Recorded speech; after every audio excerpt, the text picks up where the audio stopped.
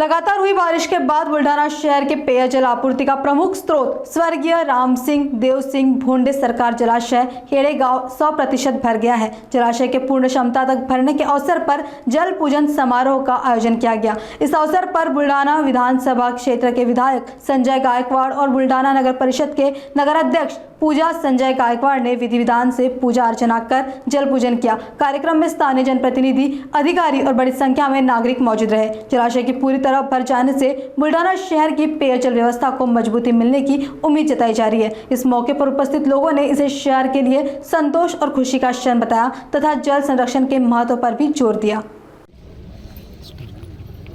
बुलढाणा शहराची तहान भागवणारं पैनगंगा नदीवर बांधलेलं आपलं येळगाव धरण काल परवाच्या रात्रीच्या दमदार पावसामुळे सकाळी 6 वाजेच्या दरम्यान 70% धरण भरलं होतं आणि 11 वाजता धरण हे 100% त्या ठिकाणी भरलं। आणि अल निनोचा प्रभाव बुलढाणा आणि वाशिम जिल्ह्यावर जे सांगितलं जात होतं, अतिशय चिंतेमध्ये आम्ही नगरपालिका प्रशासन आणि सगळे शहरवासी होते की आता यावर्षी धरण भरते की नाही भरते।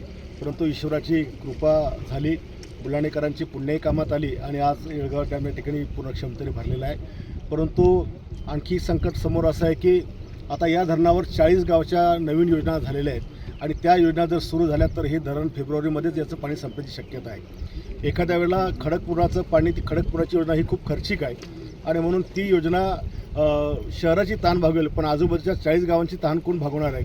याच्याकरता आता काल परवाला जे काही पैनगंगा नदीच्या संदर्भाचे नदीवर प्रकार मीटिंग झाली, तर वैनगंगा नळगंगाचं पाणी खडकीच्या डॅममधून पैनगंगेमध्ये म्हणजे बुधनेश्वरपर्यंत आणता येईल का, ते जर किमान अर्धा TMचं जरी पाणी आणता आलं तर ते पाणी डिसेंबरच्या दरम्यान आपल्याला या धरणामध्ये सोडता येईल, म्हणजे जेणेकरून निसर्गाच्या शिवाय कृत्रिमरित्या हा डॅम आपल्याला पुन्हा त्या ठिकाणी भरता येईल। दुसरा पर्याय असं आहे की या धरणाची हाईट वाढवता येईल का, एखाद्या मीटरने किती जमीन जाऊ शकते, किती घरं जाऊ शकतात, याचा सगळा अभ्यास करून या धरणाची क्षमता कशाही करून वाढवणं आवश्यक आहे।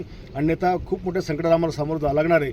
जे पाणी वैनगंगा नळगंगाचं येईल त्याला किमान प्रकल्प पूर्ण होईपर्यंत 5-6 वर्षे लागतील आणि तोपर्यंत शेवटचे 2-3 महिने कसे काढायचे हा सगळा विचार या ठिकाणी चालू आहे। परंतु निश्चितपणे जनतेच्या आशीर्वादाने चांगला मार्ग यातून निघेल आणि आम्ही चांगला मार्ग काढून पुढच्या काळामध्ये 40-50 वर्ष आपल्याला त्रास होणार नाही अशा प्रकारचं नियोजन करण्याचा विचार आमचा या ठिकाणी चालू आहे। तुर्तास आजचा जो डॅम भरला याच्यामुळे बुलढाणेकरांना जो दिलासा मिळाला, मी इंद्रदेवताचे, ईश्वराचे, निसर्गाचे आभार या ठिकाणी मानतो।